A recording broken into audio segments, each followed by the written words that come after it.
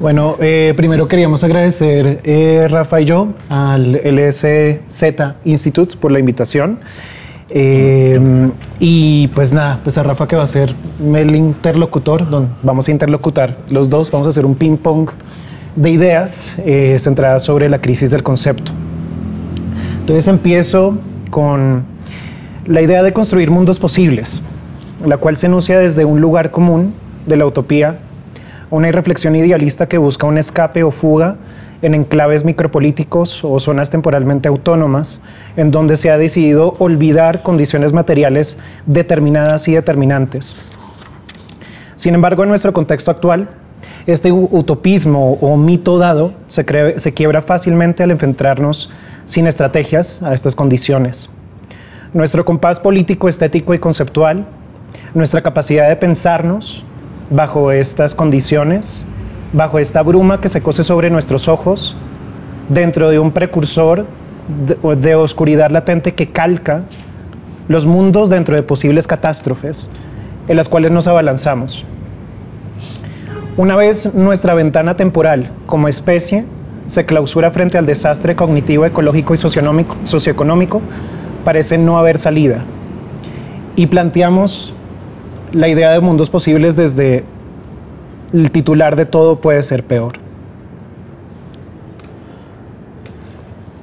En 1947, el matemático y filósofo alemán Kurt Gödel estudia la constitución política de los Estados Unidos para poder obtener su ciudadanía. Y ahí es cuando se da cuenta de algo. Le comenta a su amigo Oscar Morgenstern, el economista y matemático, que pues eventualmente funda el campo de la teoría de juegos de la mano de el gran físico y genio John von Neumann. Le comenta que existe una laguna jurídica que permitiría establecer una dictadura o un estado fascista sin salirse del aparato legal que fundamenta el sistema democrático liberal de los Estados Unidos. Con esta especulación en mente y como segundo momento, propongo el desafío de generar sospechas sobre cualquier análisis que permanezca aún dentro de los parámetros de análisis o denuncia que anacrónicamente se enuncia desde el neoliberalismo o el capitalismo como un sistema de administración y no como un sistema económico, y la defensa de la transparencia del sistema de representación democrático liberal. Lo que propongo es que sigamos la intuición de Gödel y que la llevemos un poco más lejos. Es decir, ¿cómo es posible que dentro del mismo marco legal donde se conforma una constitución democrática liberal es posible pensar una paradoja que permite que se conforme un estado fascista o un estado poco democrático? Esta paradoja, que perdón que no la mencioné nuevamente, que es la laguna jurídica de Kurt Gödel, nunca se enunció. Creo que queda como una apertura especulativa de que nosotros la pensemos frente a todo el contexto histórico que nosotros hemos vivido acá, específicamente pues en nuestro país, acá en Colombia, donde efectivamente podemos observar cómo el aparato legal y democrático liberal ha sido utilizado para fines tiranos o despóticos. Y entonces llevemos esta idea un poco más lejos, esta intuición de Gödel, un poco hacia atrás también, a teorías sobre la soberanía del Estado en Carl Schmitt y Hobbes, y también pensar la idea de que el capitalismo no es disímil y también permite que se llegue a la conformación de un aparato de administración déspota o desde donde se enuncia, digamos, el control a través del tirano, la figura del tirano. Con esto pues traigo a colación Deleuze y Guattari, que sé que pues por supuesto no es nada nuevo. Deleuze y Guattari en el Anti-Edipo tienen bastantes observaciones sobre la idea de la alianza y la filiación, de cómo la alianza parte precisamente de la idea de linajes que son déspotas, pero que permiten una fluctuación o una plasticidad a través de la filiación. Es decir, hay familias que se conforman desde estados soberanos o conformaciones de sociedades soberanas, en donde existe un déspota que controla una familia y estas familias entienden, digamos, empiezan a aligerar o, digamos, plastificarse, por así decirlo, a través de una filiación con otras familias, y para esto pues se genera una serie de intercambios, es decir, entra dentro de una idea protocapitalista de intercambio. Ahí es donde aparece el Urstadt, la idea del Urstadt, que es una de las ideas más oscuras del anti-Edipo. En el capítulo 3, el Urstadt lo mencionan como aquello que se conforma desde un inicio ya completo, total, y habría una idea que rescatar del Urstadt o el Estado primero, que es una potencia, es algo virtual, no es un momento histórico, es algo que se encuentra latente a partir de estos intercambios que se hacen a través de los déspotas o los tiranos, que son las alianzas y las filiaciones que se generan desde estos intercambios, digamos, protocapitalistas. Entonces pensemos el Urstadt, la administración burocrática del Estado, como algo que siempre ha estado latente. Es algo que se actualiza a través de un vector de producción o administración social. Por lo tanto, las teorías del Estado y la soberanía habría que pensarlas bajo este contraste de la alianza y la afiliación. Y también pensar entonces cómo a partir de la alianza y la afiliación no sería algo antagónico la idea de que el capitalismo sea algo que excluye la idea del imperio o el imperio algo que excluye la idea del capitalismo y viceversa. Por eso habría que pensar la idea del conjunto de retazos o patchwork, que pues digamos es una terminología que está bastante de moda desde un sector político pues muy particular, que sería la ultraderecha o la neorreacción en el siglo XXI, pero que también había sido pensado por Deleuze y Guattari en Mil Mesetas. Un poco como que el origen o la genealogía de este término es bastante curiosa, porque si bien Deleuze y Guattari lo utilizan para hablar de la permeabilidad de ideas como el Estado y la idea de la monarquía o la idea de el tirano o el déspota, de cómo estas ideas no solamente corresponden a un uno fijo, lo uno fijo, sino que esto está permeado por articulaciones, está permeado por una serie de estados y segmentaciones que realmente no hacen que el uno sea algo total, ¿no? Como que lo total siempre está permeado por una serie de porosidades que digamos, como que penetran ese uno que se suele pensar como que sería el Estado déspota y demás. Entonces, se suele pensar que el Estado y digamos que los actos que dirige el déspota o el tirano se hacen bajo una sola idea, y esta idea pues realmente está atravesada de muchas. La segmentariedad, que termina equivaliendo a una totalidad, versus una totalización, que sería la administración del Estado burocrático. Habría que tener en cuenta una observación que me parece pues pertinente, que es por la antropóloga Jeanne Favret-Sada, en donde ella menciona que hay una segmentariedad desde de estas primeras sociedades no primitivas en donde se genera esta idea del déspota o el tirano, y que abarcaría una serie de articulaciones que son diferenciales. Se suelen descartar las ideas de multiplicidad y porosidad en el despotismo. Lo uno, o digamos lo número uno que mencionaba ahora, siempre implica una serie, un conjunto que anida otra serie de conjuntos que son limitados y limitantes. Entonces siempre va a haber tensión y fricción entre partes filiativas, que únicamente se resuelve a través de las alianzas. Es decir, nuevamente la idea de los matrimonios en las sociedades no occidentales, la idea del gasto que la mencionaba Bataille y el antropólogo Marcel Mauss, y también esto lleva pues al flujo del capital o el corporativismo y el monetarismo en los 70s, que precisamente pues se suele pensar que el estado de bienestar y la administración del estado burocrático bajo gobiernos socialdemócratas son meramente antagónicos a las ideas del mercado y el flujo del capital, cuando realmente sería todo lo contrario. Acá traigo una cita pues precisamente de esta parte de las alianzas y las filiaciones en el anti-Edipo, en donde mencionan precisamente la desarticulación de los estados burocráticos y la máquina social. La muerte de la máquina social nunca ha sido traída a colación por una disarmonía o una disfunción. Al contrario, las máquinas sociales tienen el hábito de alimentarse sobre las contradicciones a las cuales dan lugar, sobre las crisis que ellas provocan y sobre las ansiedades que ellas engendran, sobre las operaciones infernales que ellas regeneran. El capitalismo ha aprendido sobre esto y se ha detenido en el acto de dudar sobre sí mismo, mientras que hasta los mismos socialistas han abandonado la creencia en la posibilidad de la muerte natural del capitalismo por atrición. Nadie nunca ha muerto a partir de contradicciones. Y entre más esto empieza a no funcionar, lo más que empieza a esquizofrenizar. Y así funciona mejor, de la forma americana o de American Way. Por lo tanto, lo que yo quiero postular es que se suele pensar que lo que estamos viviendo ahorita mismo, que es un momento de iliberalismo o de despotismo a nivel global, a partir de esa idea ingenua de la democracia liberal, tal vez no surge así como así de la nada. Ha sido un proceso bastante lento que precisamente depende de la desmantelación, como mencionaban Deleuze y Guattari, la muerte de la máquina social y la administración de la máquina social a partir de un estado burocrático que lo permitió el capitalismo como tal.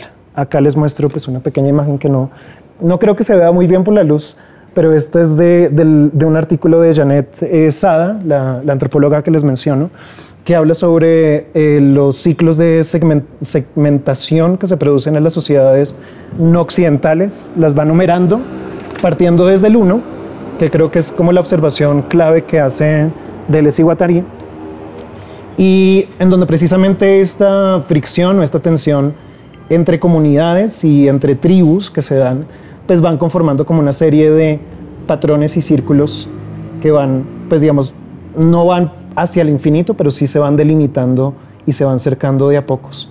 Entonces, un poco lo que ella menciona en este artículo es, bueno, yo estoy yo con mi familia y entonces yo y mi familia tenemos que generar tensiones con mis primos y mis primos tienen tensiones con la aldea, entonces yo, mis primos, a nivel de filiación de sangre, tenemos líos con los de la aldea líos con nosotros y así se va generando como un bucle que va determinándose y que la única forma precisamente de hacer como una línea transversal en estos bucles es generando alianzas.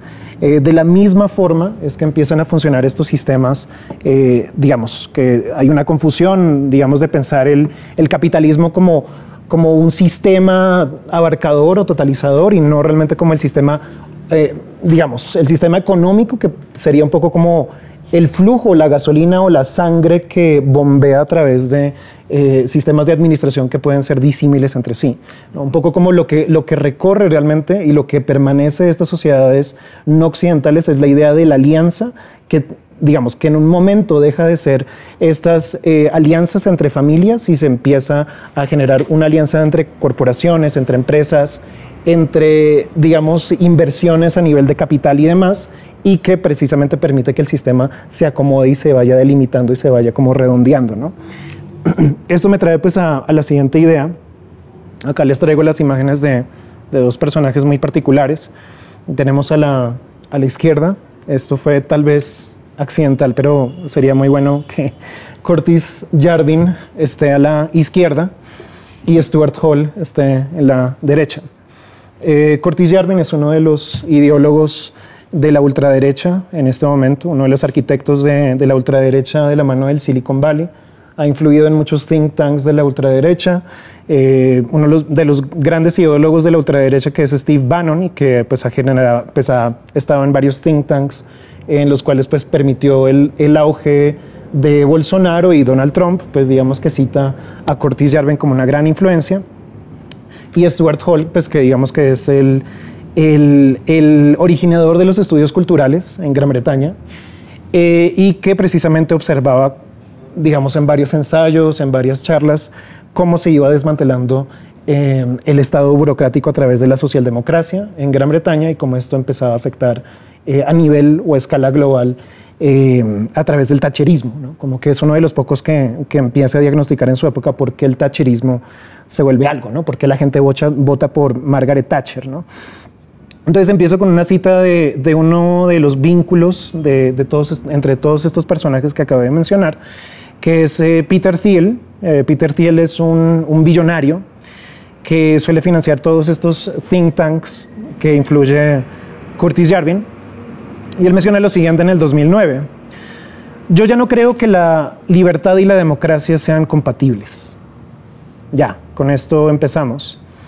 Curtis Yarvin en una conferencia en el 2010 que habla de cómo reiniciar el sistema político en Norteamérica, acuña el siguiente término o el siguiente acrónimo que se llama RAGE, que básicamente las siglas significan Retire all government employees, o jubilen a todos los empleados del gobierno, que podría equivaler a fusilen a todos los empleados del gobierno.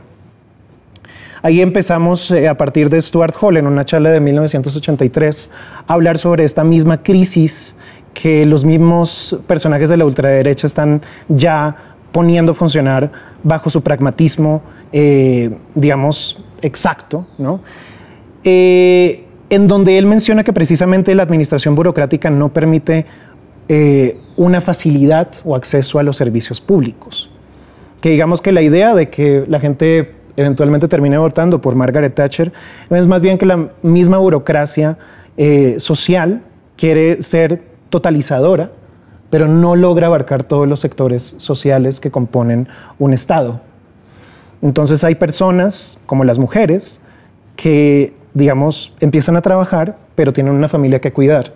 Entonces tienen que hacer una fila para poder acceder a servicios públicos generales, médicos generales, y tienen que hacer filas de más de 2 o 3 horas, versus la idea de servicios médicos privados que empieza a patrocinar la ultraderecha conservadora, en donde sería más fácil yo inscribirme a un servicio médico privado y obtener una atención dentro de 9 minutos sin perder mi sueldo en el día que yo pedí permiso para poder ir a tener una consulta médica bajo un servicio público que podría ser, digamos, más eficiente en teoría. Entonces la idea de que la administración burocrática puede aplicarse en todos los casos sin tener en cuenta los factores diferenciales es lo que Stuart Hall diagnostica como una de las grandes falencias del Estado socialdemócrata, ¿no? Y es lo que precisamente lleva a que la gente crea nuevamente en el corporativismo, que es lo que están empujando estos personajillos de la ultraderecha. Es decir, que ya deja de existir.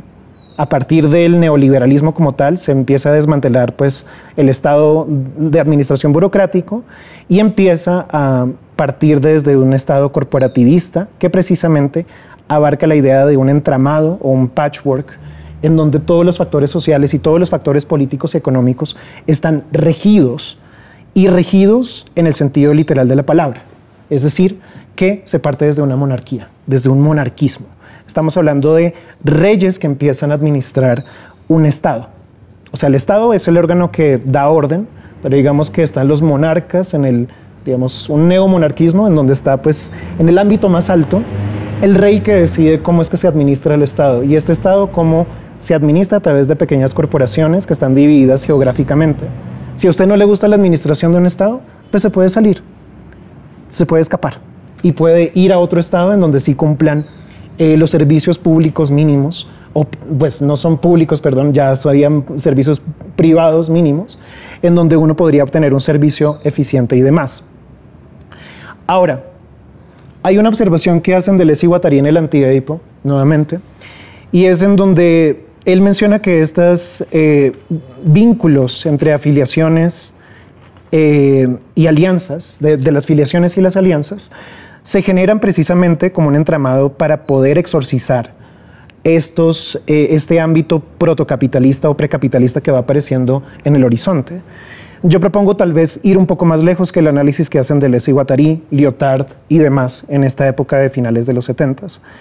Más bien pensar que el exceso que se da en los artilugios del exorcismo y de la configuración virtual del capitalismo, que va de la mano de el Estado como una configuración virtual y potente, en las sociedades no occidentales y antiguas realmente no es un exorcismo de los efectos y consecuencias pseudo-apocalípticas del capitalismo, sino más bien lo que el capitalismo permite o lo que el capitalismo ha permitido.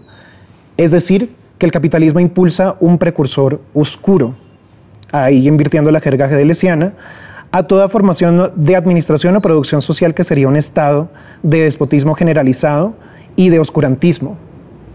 Recordemos que el estado de naturaleza de Hobbes no es una formación histórica, sino un modelo en potencia. No es algo que ha sucedido antes, sino que puede suceder en cualquier momento.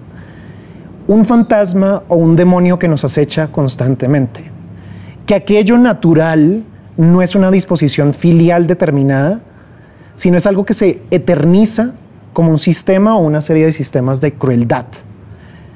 Es decir, y siguiendo a Hobbes, al pie de la letra se suprime la libertad en pos de lo común o de los comunes. Entonces llegamos a la, digamos, un poco como ejercicio especulativo, a pensarnos entonces con la brújula que tenemos, con este análisis esquizofrénico de saltos y saltos que tal vez en un inicio no pueden tener sentido, pero entonces, ¿cuál sería nuestra brújula o frente a qué nos estamos enfrentando? Si pensamos que realmente no se estaba exorcizando el capitalismo, sino lo que el capitalismo permite, que sería pues una reterritorialización a partir de un monarquismo corporativista. ¿En qué momento estamos? Y esto pues lo propongo como un neomedievalismo que ha sido acuñado por varios de los teóricos que están acá. O movimientos iliberales, es decir, que la misma paradoja que había observado Gödel en 1947 cada vez más se hace clara, ¿no? Es decir, cómo dentro de los mismos aparatos jurídicos de una democracia liberal se permite una serie de despotismos que van precisamente desmantelando cualquier nivel de representación popular a nivel democrático y político. Esto todo parte de un pequeño grupúsculo. Yo que criticaba al principio los grupúsculos y las zonas temporalmente autónomas, parte de un pequeño grupo que se llama el Círculo de Yushinsky en Rusia. Este pequeño grupo es un grupo de disidentes de la administración stalinista en la Rusia de los 60s, que empieza con Yuri Mavlev, que escribe una novela medio batailiana, sadista, que fue prohibida precisamente por los altos órganos de administración cultural del Estado stalinista. A partir de este grupo que se empieza a reunir alrededor de Yuri Mavlev, empiezan a acercarse a literatura prohibida dentro del régimen soviético, es decir, que empiezan a leer autores ocultistas de ultraderecha como René Guénon y demás, y empiezan a tener pequeñas reuniones en apartamentos, reuniones ultrasecretas, y este movimiento eventualmente llega a tener una fuerza política impresionante con nuestro amigo Alexander Dugin, que pues digamos que se ha inflado bastante la figura de Dugin, realmente no es tan poderoso como la gente dice que es, pero efectivamente sí llega de la mano de su compañero Eddard Limonov, que es un escritor y ex-punk, ambos son ex-punkeros de la escena rusa disidente. Pensemos también la siguiente idea, de pensar que no necesariamente las vanguardias tienen que surgir de movimientos políticos de izquierda, ¿no? Digamos que un poco la idea sería pensar no tanto como, digamos, uno puede decir, no, pero esto ya sucedió con los futuristas y demás, ¿no? Los futuristas siempre fueron fascistas y demás.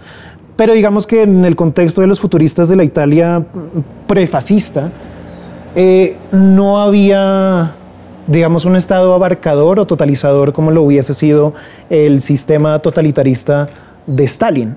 Digamos que habría que considerar que la ideología de izquierda, o por lo menos la ideología de izquierda que se estaba derrumbando bajo la misma idea de Stalin, es la que incita a que las vanguardias artísticas y culturales en Rusia, desde ese momento particular, sean en su mayoría de ultraderecha, y que muchas de las obras artísticas de estos personajes se advoque a símbolos fascistas y nacionalistas, ¿no?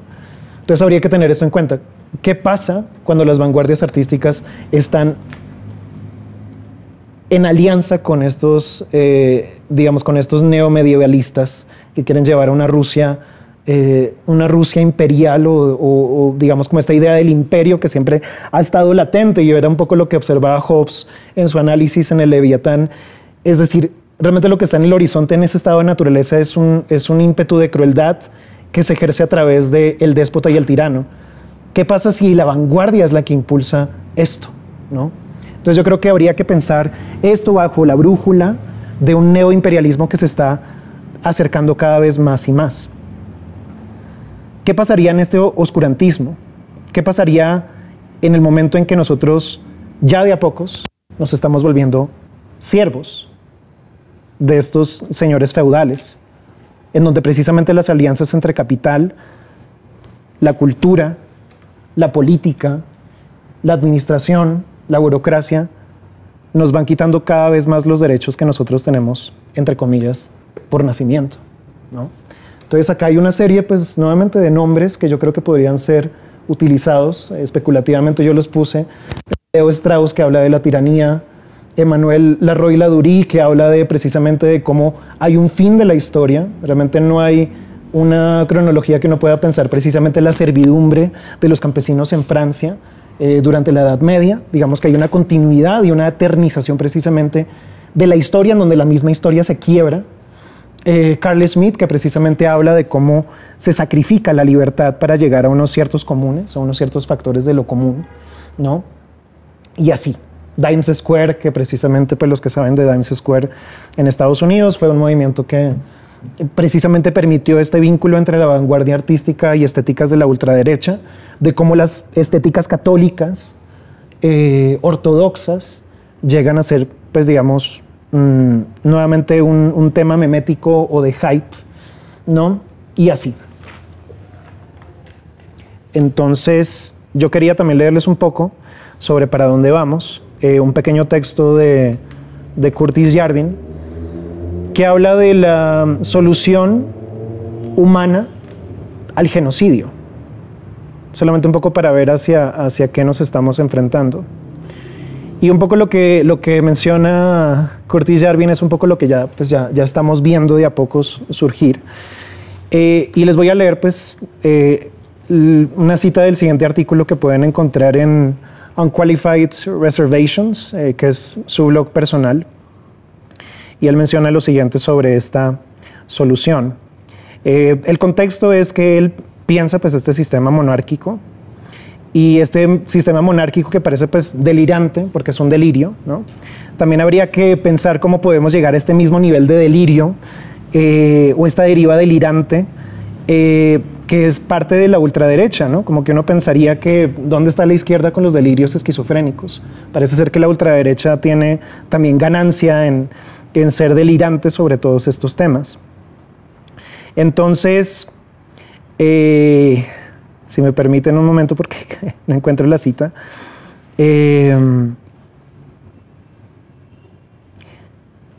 Curtis Yarvin menciona que ¿qué hacemos con los tugurios?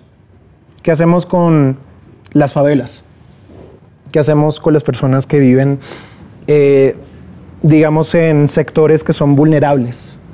¿Cómo nos deshacemos de los tugurios, de las personas que están desahuciadas económicamente y socialmente? Entonces acá viene. Acá por lo tanto viene la opción virtual, nuestra alternativa humana al genocidio. Bajo la opción virtual, el rey no cerca a los habitantes del tugurio y los ejecuta con pistolas para poder matarlos. El rey condena el tugurio, lo limpia y requiere que todos sus antiguos residentes obtengan vivienda civilizada. Un rey no puede apoyarse a sí mismo de una manera civilizada.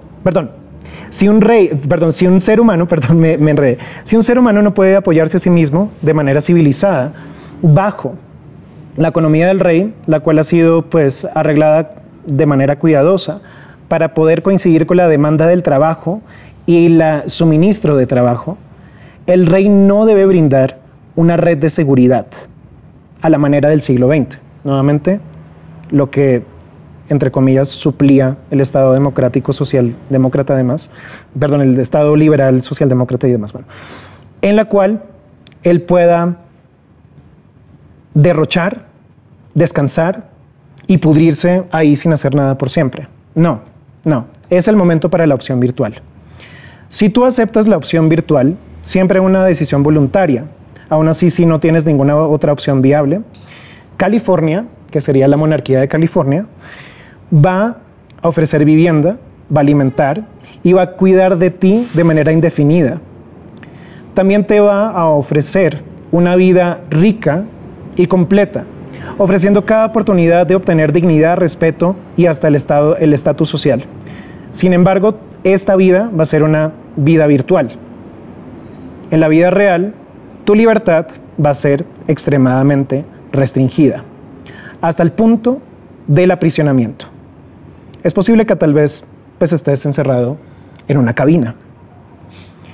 El resultado es que el destituido, A, desaparece de la sociedad y B, gana o, esperemos, incrementa su nivel de dignidad y oportunidades.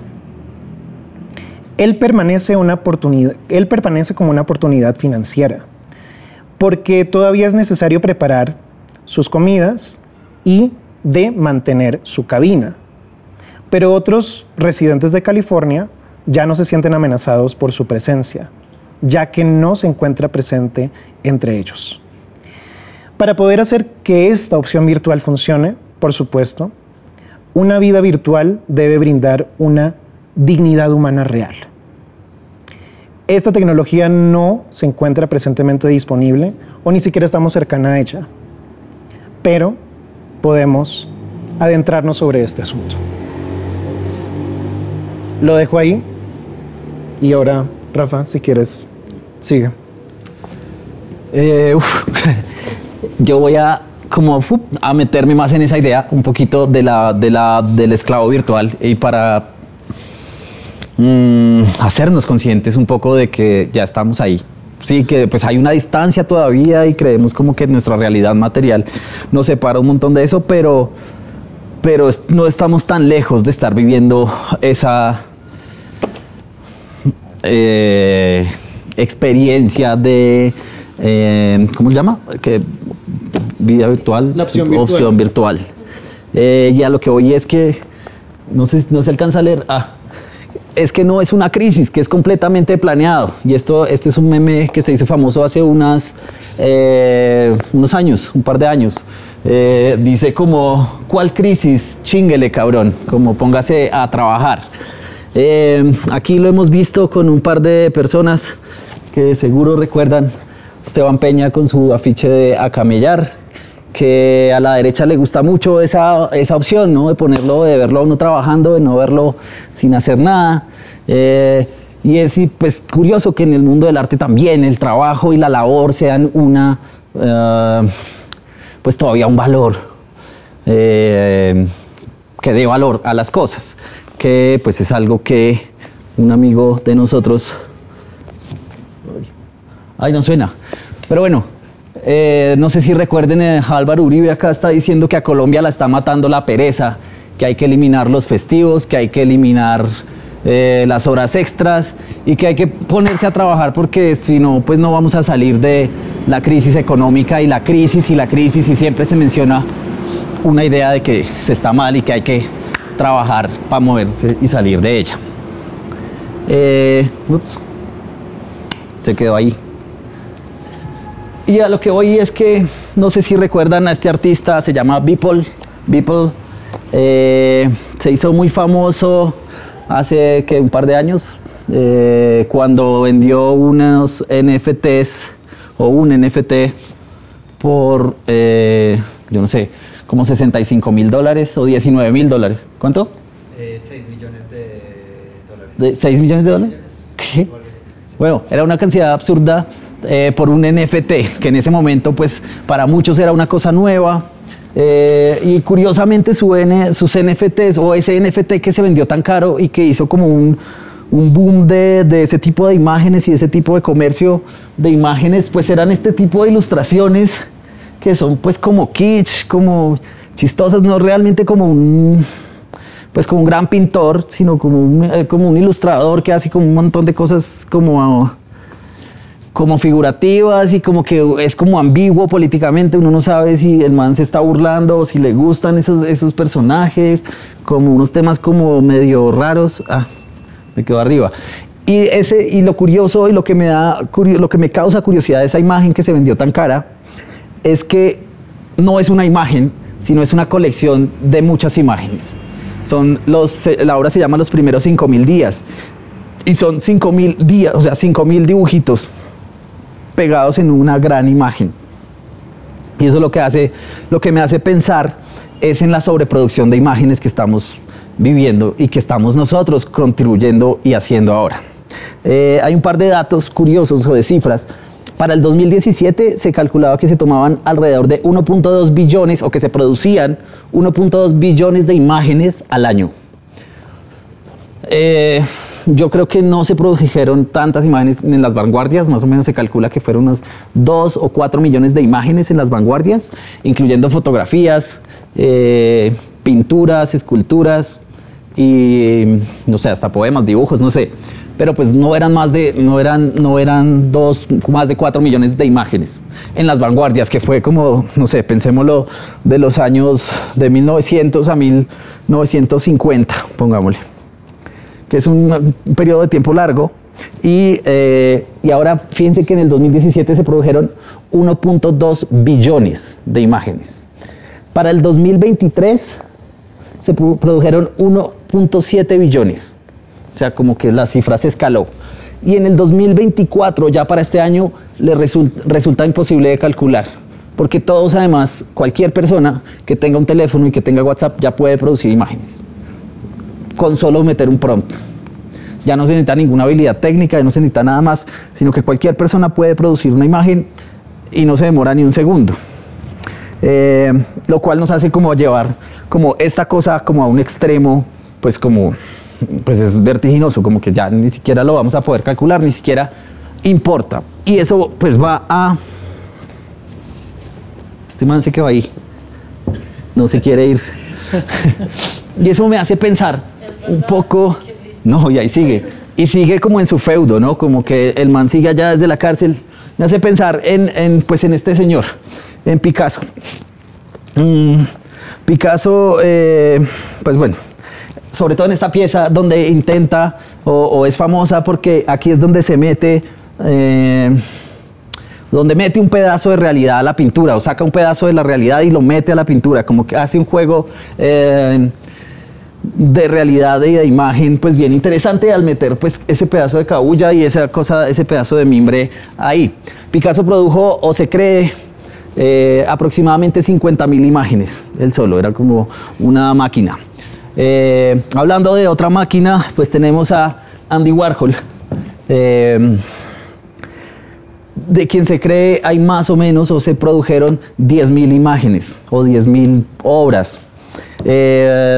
Lo cual es importante porque acuérdense que él tenía una fábrica y tenía asistentes y cosas y produjo 10.000 imágenes, o sea, como que Picasso debía ser pues como un salvaje, creo que no, o no, pues no sé cómo hacía. Y quiero, digamos, volver a esto y traer un poco la idea de concepto con una historia que la verdad no me acuerdo quién me contó y no me acuerdo, y estuve buscando como para esta charla como... pues a ver si era verdad, de pronto era mentira y alguien me engañó, pero decían que Marcel Duchamp, pues ustedes saben que él fue pintor en una época y que pues como que se aburría mucho con la pintura, pero que en algún momento se le ocurrió mezclar todos los colores, y si ustedes han pintado y mezclado todos los colores, pues queda un café inmundo, ¿no? Pues ha pasado, o con la plastilina, que queda como un gris, un café. Y para Duchamp, pues que ese era el color más maravilloso, porque era el color de la mierda. Y que él tenía una idea de mezclar todos los colores y empacarlos en un tubito y comercializarlo como el color mierda. No encontré realmente si fue verdad o si era como un mito, o si era un mito, o si realmente fue él. Pero lo que sí encontré fue una foto de Man Ray, que le tomó una foto a la paleta de Marcel Duchamp y le escribió el mar de mierda pues con los mismos colores que tenía, que es algo un poquito como que se anticipa a todo lo que va a pasar con la pintura pues de allá en adelante, y sobre todo para esos artistas de vanguardia. Y ahorita que Fede mencionaba la vanguardia como una opción, o pues no como una opción, pero sí como una salida a esos sistemas que están comprimiendo las cosas, pues fíjense en lo que va a terminar, como en una avalancha de producción de cosas, que es en lo que estamos ahorita. Y esa avalancha de producción de cosas hace que las cosas se vuelvan fáciles de hacer, fáciles de replicar, y ahorita pues en esta época pues es muy fácil. Esta es la ventana de Illustrator, la ventana de bienvenida, y fíjense que lo que hay son plantillas. ¿cierto? Como un montón de plantillas y ahorita uno puede crear un post o una revista que hay ahí, como, no veo, revista, interfaz de usuario, marcas, tarjetas de presentación, logos, en segundos. Y podemos crear esas imágenes y podemos hacerlas y reproducirlas y modificarlas y esto de una forma muy fácil. Voy a dar otro salto porque ya sé qué imagen viene y es la de los letristas. Los letristas fue una especie de vanguardia o más bien como una asociación de escritores y poetas que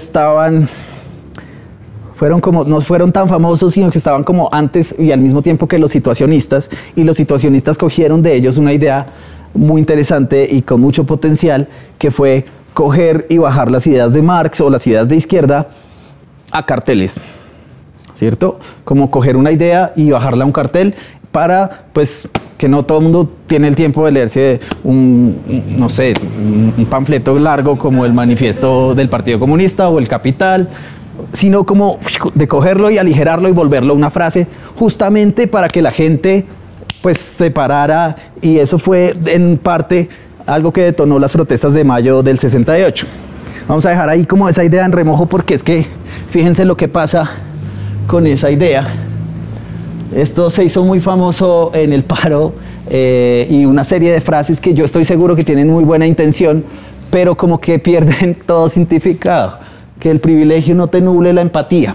Si uno se pone a ver eso, pues es como una cosa que en últimas está vacía, como que pierde toda la potencia y pierde todo un montón de significados al momento de repetirse, que es, no sé si lo que busca o lo que pasa con los eslogans, ¿cierto? Y con cualquier tipo de eslogan, y van a pasar un montón. Ahorita Fede me recordaba el de Paz mi pez, que es como una cosa, o la cosa de Maluma, el meme de Paz, cuando hay dos personajes en conflicto y hacen poner el meme de Maluma con Paz en la mitad, que ya se vuelve un chiste, y la misma palabra se vuelve como una cosa que está descargada de cualquier significado. Y aquí vamos con otra que me encanta, y esto es el Twitter de la OTAN, con la plantilla de Brad, y dice paz, que es hasta cínico, ¿no? O sea, como que uno no entiende si realmente están entendiendo como todas esas cargas simbólicas que están trayendo las imágenes, o simplemente ya no importa. Ya lo que voy es que creo que ya no importa, solo son las vibes que produce, y por eso es que las imágenes ya están descargadas de cualquier significado, de cualquier concepto. Las agencias de publicidad no temen en decirlo, los mismos, digamos, agencias de marketing, es como eso no importa. Nadie va a escuchar el disco completo, nadie va a leerse el libro completo, nadie va a ir a ver la exposición y va a ver todos los dibujos, ni se va a leer, no sé, todas las reseñas, sino que van a coger la onda, más o menos como qué es lo que se puede coger para replicar. Y en esto vamos pues con otro que me parece también chistosísimo, y es Charlie X, ¿verdad? Con Kamala is Brad. Es como, no sé si es, realmente ya uno no sabe si es cinismo o si es realmente malicia pura en hacer este tipo de juegos, pues que nos están como confundiendo. Y ahí vuelvo a lo que dice Fede, y es que ningún sistema, mejor dicho, el capitalismo no se va a acabar por sus contradicciones, sino que al contrario es lo que lo alimenta, ¿sí? Es lo que lo hace más fuerte y es lo que nos deja más confundidos. Voy a pasar a otro tema, dejemos ese ahí, y es la fragmentación de las pantallas. Antes estaba pues la pantalla principal, y casi la única pantalla que existía pues era el cine, ¿sí? Y pues el cine, si pues lo vemos, y aquí yo lo estoy viendo, son un montón de sillas, es un montón de gente que se reúne a ver una sola imagen o un juego de imágenes. La pantalla es comunal.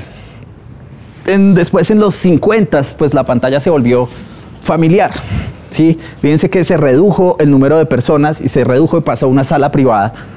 No todas las familias tenían televisor, entonces se reunían familias, grupos de familias grandes.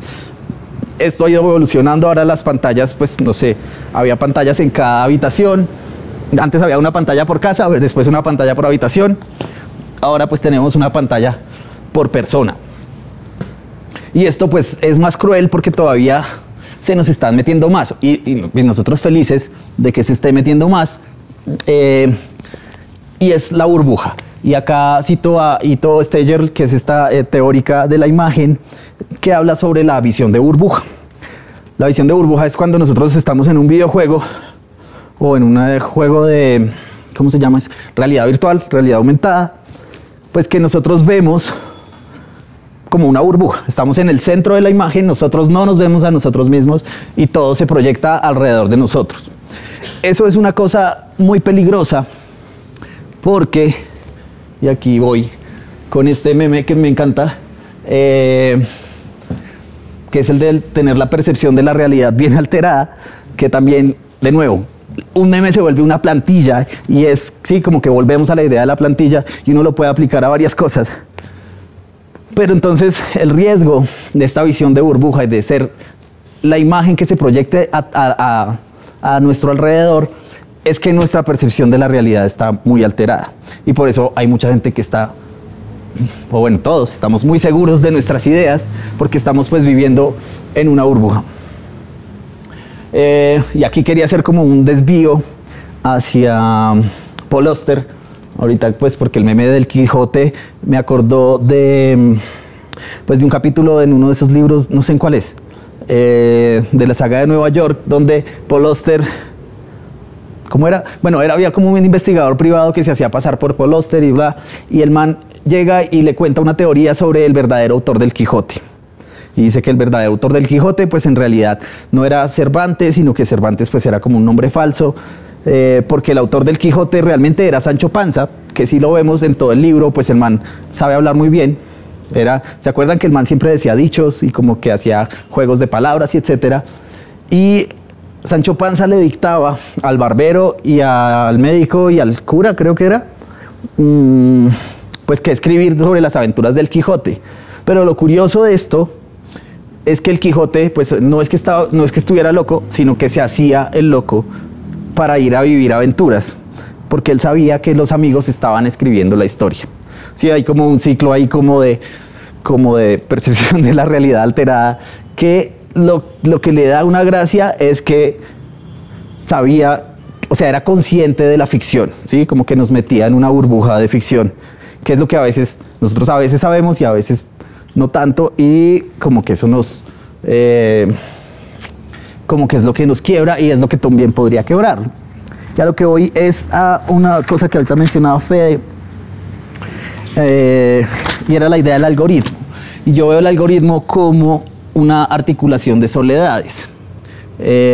Entonces partamos de esta idea que cada uno está en nuestra burbuja. Voy a esta imagen que me encanta de una película de Kaurismäki donde se llama La vida bohemia. Ahorita que hablábamos de La Vanguardia, La vida bohemia es una película de tres manes que son muy perdedores, que uno es un pintor, otro es un escritor y el otro, no sé, debe ser un músico o algo así, un sociólogo, no sé, mentiras, debe ser como un músico. Pues que están en la mala pero no son conscientes como de esa cosa porque los manes se la pasan como ensoñándose. Pero en una de esas, o la forma como se conocen, es porque llega un man a un restaurante, no tiene plata, uno pidió un menú, pero no tenía suficiente dinero para pagarlo, se sentó, llegó el otro y pidió otro y no tenía tampoco dinero para pagarlo. Entonces la señora del restaurante le sirve un pescado entero pero con 2 cabezas, o sea, como que les arma un pescado de 2 cabezas, como para que compartan esa miseria, como esas opresiones compartidas son los que desarrollan o empiezan o detonan lo que conocemos como vanguardias, y ahí empieza la historia. Sí, la historia pues es Kaurismäki, es como una cosa ahí como medio tierna, romántica, pero pues esta imagen me gustó. Ahora la vamos a llevar al otro extremo y esa articulación de soledades pues es terrible y está pasando con movimientos como la ultraderecha. Fíjense, este es un meme que compartió Donald Trump, ni siquiera es un meme, es una imagen pues tiene el sellito y todo, ¿no? Generado por realidad, inteligencia artificial, y pues es Kamala como dando una convención ante un montón de comunistas con una bandera gigante del Partido Comunista. Hay otra imagen que también es muy fuerte y es que aunque las imágenes son muchas, digamos, y a lo que voy, acuérdense de esa cantidad de imágenes que se estaban produciendo o que se están produciendo, todavía tienen el poder de indignar y de que la gente se reaccione a ellas. Y es esta otra que dice como, este es el futuro de Inglaterra, la compartieron pues en blogs y en chats de ultraderecha. No sé si vieron esa, hace, no sé cuánto fue, un mes, 2 meses, como esas protestas en Inglaterra. Fue en parte porque se estaban compartiendo este tipo de imágenes de realidad, de inteligencia artificial. Y aunque, pues, o sea, la vemos y sabemos que es falsa, que es una ilustración, pero pues vemos una niña llorando y alrededor un montón y ni siquiera se puede sentar en el bus, y alrededor un montón de inmigrantes burlándose de ella, pues como que eso despierta mucha indignación. Todavía las imágenes despiertan indignación, y lo que hace justamente el algoritmo es articular las soledades, y como cada uno está en su burbuja, permitir que la gente reaccione hacia ello. Y eso es algo que hace muy bien la ultraderecha, la izquierda no. Y eso que la izquierda se burla de la derecha porque no saben hacer memes, pero están haciendo lo que está detrás de los memes, están haciendo toda la maquinaria para que uno reaccione y para que la gente no se organice o se organice de cierta forma. Y es como algo que uno medio se burla, pero pues ahí está. Y esta es otra. Ah, bueno, no me quedo animada. Y era... imagínense solo el color azul. Pero el color azul iba a algo, y es que el color azul no siempre ha existido. Hay un lingüista que se llama Edward Safir y otro que se llama Gladstone, que empezaron a estudiar cómo empiezan a aparecer los colores en las sociedades o en los escritos de las sociedades. Primero empezó el blanco, después el negro y después el rojo. Y así gradualmente todos los colores empiezan, pues, y no es que no existiera, bueno, sabemos que los colores no existen, sino que es una reacción y bla, pero como que esos colores empezaron a nombrarse tarde en los escritos de las distintas sociedades. Blanco, negro, rojo, después el amarillo, después el verde y por último el azul. En Homero, en la Ilíada, nunca se menciona el color azul. Y se describe, de hecho se describe el mar como, ay, era súper bonito, no sé, como vino oscuro o algo así, o un oscuro vino, ¿sí? Como para describir el mar, ¿sí? Si uno piensa en el mar y dice el mar es azul, pues ya ahorita que lo tiene acá, pero él lo describe como un vino oscuro. Y esa, digamos, esa carencia de especificidad entre las palabras y los tonos es algo que se conoce como el relativismo lingüístico, y es que al no tener nosotros las palabras adecuadas para nombrar algo, pues no pensamos en ello y no actuamos frente a eso. Y un poco a lo que iba esta charla, y fue como lo que me propuso Fede, que ya como para cerrarlo, hay algo dice, era que nosotros no tenemos las herramientas para decir en qué época estamos, no tenemos las herramientas lingüísticas para decir, porque estamos viviendo una época que ya ni siquiera es capitalismo, ya ni siquiera es el neoliberalismo, y ahí ya suelto la bola, y es como, no tenemos las herramientas para nombrar la época en la que estamos. Y entonces pues no sabemos realmente qué estamos viviendo, y eso pues solo puede llevarnos a una cosa, pues a un escenario mucho peor y mucho más trágico.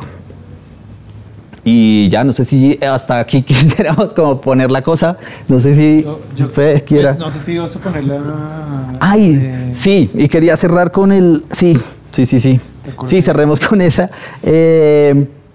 con un fragmento de eso, que justamente es que no vemos la imagen completa, y es un fragmento de una película o pues de un corto de Harun Farrokhí que se llama El fuego inextinguible.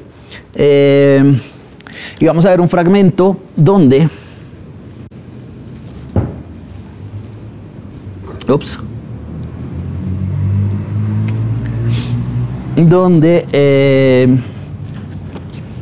voy a... Ay. Ahí se está bien, no. El internet se nos fue. Ah.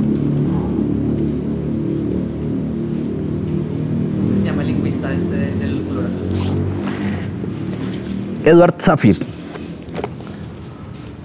Safir. O sea, si el hotspot se desactivó. Sí, yo creo que se fue por ahí.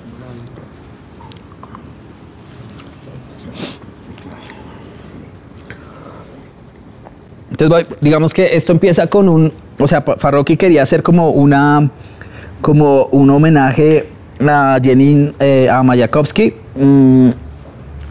y dice como que a él se le ocurrió primero la estructura de su película. Es toda una película se llama El fuego indextinguible porque es acerca del, ¿cómo es que se llama? Del queroseno, que es este químico que que cae en la piel y no se apaga y la gente se echa agua y antes es peor y entonces como que se consume más. Esto es hecho por Dow Chemical y entonces pues Farrokhy hace una reflexión sobre esto y es que los empleados de Dow Chemical no saben que están haciendo esto y no saben que este producto químico que ellos van a llevar, que ellos están produciendo, se está llevando en aviones y se está mandando a gente para que tenga una muerte horrible. Sí, como esa, ¿cómo es que lo llama Marx? Alienación frente a lo que uno produce, pues es terrible, y verla en práctica y verla en esta época pues es tenaz. Entonces dice, transcurre en la época de la posguerra. Un hombre trabaja en una fábrica de aspiradoras. Todos los días se roba una pieza. Una vez que consigue reunir todas las partes, intenta armar la aspiradora. Pero no importa el orden ni la forma como las coloque, el resultado siempre es una ametralladora. No sirvió. Les toca imaginarlo en su burbuja. Pero pues es más o menos eso. Entonces está el empleado de la fábrica y dice como se está como ahí lavando las manos y dice como todos los días, yo trabajo en una fábrica de aspiradoras y a mi mujer le vendría bien una aspiradora. Entonces todos los días me llevo una pieza para armarla. Pero no importa de la forma que las arme, siempre termino armando una metralleta. Y después hay otro man al otro lado del mundo que dice como, yo trabajo en una fábrica de metralletas, me serviría mucho una metralleta porque en cualquier momento se nos meten los portugueses y pues está bien tener una metralleta. Entonces todos los días me llevo una parte, pero siempre que la termino de armar, termino haciendo una aspiradora. Y ya, es como es muy bobito, pero como que nos da un panorama completo justamente de nuestro panorama incompleto, que no tenemos las piezas completas para poder armar el escenario en el que estamos. Y ahora sí. Yo quería... Esto se extiende un poco más de lo que teníamos planeado, pero igual creo que nos sirve para vincular la imagen de Brad, que no habíamos visto esta al principio, que es una versión de la imagen Brad, pero vuelta a nada, de una canción de... Creo que tampoco estaba proyectando. Sí, creo que no.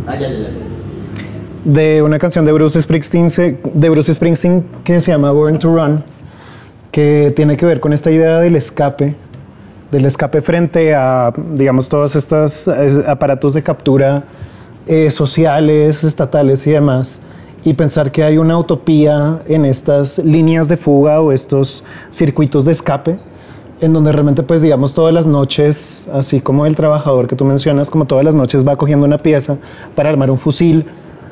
Born to Run de Bruce Springsteen es un poco como todas las noches la maquinaria, él menciona esto en la letra, como que la maquinaria rasga nuestras pieles, pero no importa porque yo voy con mi motocicleta y voy a andar escapando, ¿no?, de estos aparatos de captura estatales. Entonces un poco como que también esto se vuelve ya inútil, también como una forma de pensar, digamos, una apuesta. De lo que me interesaría, pues número uno es vincular lo que dices de las soledades, ¿no? Digamos, lo curioso de la ultraderecha es que, y esto se enlaza un poco a lo que dice Stuart Hall en este artículo que se llama pues el desmantelamiento del Estado, digamos, de bienestar social frente al thatcherismo, es que nadie naturalmente es thatcherista. Digamos que no hay realmente una ideología que uno diga como todos son ultraderechistas, todos son uribistas, todos son etcétera, etcétera, etcétera, sino que más bien todos apuestan a lo que sea más rentable y lo que sea más aprovechable. Digamos que lo que conecta estas soledades realmente sería el manto o el entramado, este patchwork administrativo que precisamente se le apuesta como a lo más fácil. Sí. Digamos, para mí es más fácil apostarle a que la fila en un servicio privatizado sea mucho menor, entre comillas, que la de un servicio público administrado por el Estado y burocrático. Y nosotros creo que lo vivimos en carne propia acá en Colombia, pues digamos que si no va a hacer una vuelta en cualquier estado, en cualquier institución que corresponde pues al Estado burocrático que sigue ahí y permanece, ¿no? Pues nos demoramos 1000 horas, ¿no? O sea, realmente, ¿a qué le apostamos? A lo más aprovechable. Lo más aprovechable sería como la aspiradora en vez de yo generar un fusil, ¿no? Eso creo que sería interesante pensarlo entonces bajo... A lo que votan, pues cuando hay elecciones que dicen, pues yo voto por Vargas Lleras porque roba pero hace, o como que roben pero no todo y que hagan obras, y como que hay una apuesta por una solución fácil y como efectista a algún problema. Exacto. Entonces, a lo que voy es con esto de la idea de la burbuja o la catedral, que la catedral es un concepto que precisamente arman los de ultraderecha para hablar de los estados liberales democráticos, en que la representación, digamos que el diagnóstico de ellos, por más que uno no esté de acuerdo con las ideologías de derecha, personalmente, es que ellos tienen el diagnóstico por donde es. Es decir, la catedral es esta recámara de ecos en donde la izquierda simplemente apela como a este juego metapolítico, pero no piensa en cómo enlazar, digamos, un mapa de cosas que puedan ser antagónicas entre sí. La derecha ya resolvió esto desde hace mucho tiempo, resolvió a través de este bricolaje o este collage, como lo mencionabas en las obras de los dadaístas, de Picasso, de Duchamp y demás, como que esa imagen es potente para pensar también esta idea del patchwork o el entramado. La derecha ya lo tiene resuelto. Y entonces nosotros realmente no pensamos en juegos de lenguaje estratégicos.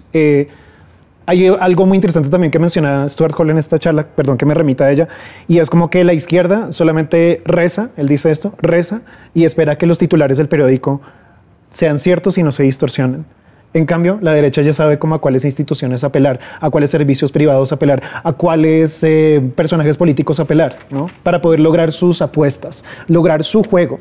Entonces, estos juegos de lenguaje que los que no estamos absorbidos dentro de la catedral, de esta recámara de ecos en donde realmente no hay como un vínculo de entramados, quedan eso, en juegos de lenguaje vacuos, vacíos. Entonces, esto ya para cerrar, y yo creo que podemos proponer un ejercicio al auditorio, es nuevamente cito a un evento de Curtis Yarvin con un economista que se llama Robin Hanson, en donde ellos debaten un concepto que se llama la futarquía. La futarquía básicamente es la idea de pensar precisamente sistemas de administración política a través de la apuesta, a través de juegos económicos que se empiezan a implementar, y esto me parece curioso conectarlo pues con lo que pasó con Kurt Gödel, pues que él estaba mencionando esta idea de la dictadura con Oscar Morgenstern, que pues la teoría de juegos básicamente también depende de unos cálculos algorítmicos para poder sacar el mejor provecho a nivel económico, lo que sea más rentable, ¿ya? Digamos que se juega, pero no para perder. Okay. Entonces, en este debate con Curtis Yarvin y Robin Hanson, que pasó hace bastante tiempo ya, estamos hablando del 2010, 2011, Robin Hanson propone un laboratorio en donde pone a los participantes que no tienen ni idea de cómo funcionan las bolsas de valores, cómo funcionan los mercados, a que ellos aprendan a apostar de a poquitos por las opciones que pueden ser más viables, okay, sin que ellos sepan. Entonces hay variables. Entonces Robin Hanson pone un laboratorio y a los participantes les dice, no, usted tiene que apostar por esto. Y tienen varias opciones, tienen un abanico de opciones. Entonces como que pueden tomar cualquier decisión, son como ratones de laboratorio. Entonces a partir de estos juegos inductivos es que empieza a decir Robin Hanson, pues es que así se puede conformar tal vez un sistema de mercado político que sea participativo. Curtis Yarvin dice no, por supuesto que no. O sea, los únicos que tienen derecho de jugar en estos juegos son las personas que ya saben. Es decir, los expertos. ¿Y quiénes son los expertos? Los que son dueños de los sistemas políticos, los que son dueños de los sistemas económicos. Nadie más puede participar. ¿Por qué? Porque el vulgo es propenso a equivocarse. El vulgo no tiene ni idea de cómo funciona el mercado. Entonces ahí empieza un debate muy interesante, pero en donde la conclusión es similar a la teoría de juegos de Oscar Morgenstern y John von Neumann, que siempre se le apuesta a la salida más fácil. Entonces, un poco lo que quería proponerle al auditorio, y creo que ahí podemos abrir el abanico los que quieran, como ejercicio, es Si ya no tenemos una brújula y estamos usando juegos de lenguaje que son inefectivos y demás, ¿qué apuesta? Y recordando que la apuesta no es algo aleatorio, no es algo que se salga de las vías o los conductos regulares de la lógica, sino que más bien es una lógica en expansión, es una lógica dinámica, no es una lógica axiomática como la del capitalismo, ¿no? Que es un poco como la crítica que han hecho desde y Guattari en adelante, que apuesta, sabiendo que en este punto no tenemos ni opción A ni opción B, no tenemos un sistema bipartidista, digamos que todo está siendo absorbido por el corporativismo desde hace mucho tiempo, y por eso digo como que hay que desconfiar de aquellos que creen en la transparencia del sistema democrático liberal y su representación. ¿Qué apuesta? Esto es de vida o muerte. ¿Qué apuesta podemos apelar frente a estos déspotas y estos tiranos? ¿Ustedes qué apostarían? A nivel estético, a nivel político, a nivel cultural, a nivel económico. ¿A qué le apostarían? Ya no tenemos una ventana. La ventana se cerró. Sabemos que nos vamos a morir a través de la crisis ecológica. Si no nos vamos a morir por la crisis ecológica, vamos a tener la opción virtual, que es la opción humana del genocidio, en donde vamos a estar absorbidos por un sistema en el cual no vamos a tener acción, porque todos vamos a ser destitutos. ¿A qué le apostamos? Que es un poco la idea de... O generamos una aspiradora con lo que nos robamos de la fábrica todos los días, o un fusil. Tomamos la motocicleta y nos vamos a la mierda y nos morimos como James Dean en su famoso accidente en los 50s. ¿Cuál es la apuesta a la que le queremos hacer a esto? No sé si, Rafa, ¿quieres decir algo más? Yo quería meterle otra cosa al ejercicio y una cosa un poquito más práctica, y es como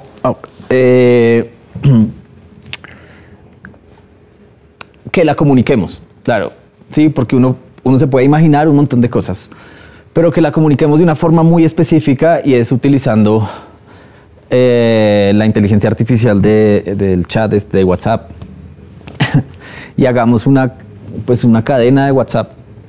O sea, uno podría hacer una cadena de WhatsApp, así como, fíjense quién son los... A ver, pensemos en quién es el público objetivo de Facebook. ¿Ya quién se mete a Facebook de acá? Nadie, yo creo. Ya todos son como menos de 30. La mayoría. Entonces es como... Nadie se mete, pero si uno se mete a Facebook, si ustedes se meten últimamente a Facebook, está lleno de imágenes de inteligencia artificial, como comparte esto, las maravillas de Dios, Petro, yo no sé qué, sí, con un montón de imágenes que sabemos que son falsas. Y es que eso es lo chévere ahora, y es que uno sabe que son falsas, pero todavía hay un montón de gente, y un montón me refiero a millones, miles de millones de personas que no están logrando, o sea, que no saben que esas imágenes son falsas. Como que todavía confían en las imágenes y todavía confían en que esas imágenes tienen algo de verdad, en que las imágenes tienen algo de verdad, como que no tienen conciencia de esa ficción que son las imágenes.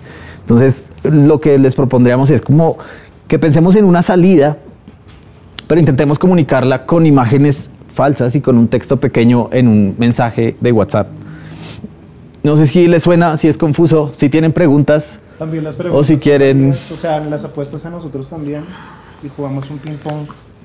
Como jugamos un ping pong ahorita con Rafa, también es válido. Sí. Y se pueden conformar apuestas también conjuntas, ¿por qué no? Entonces, abrimos el espacio para ustedes.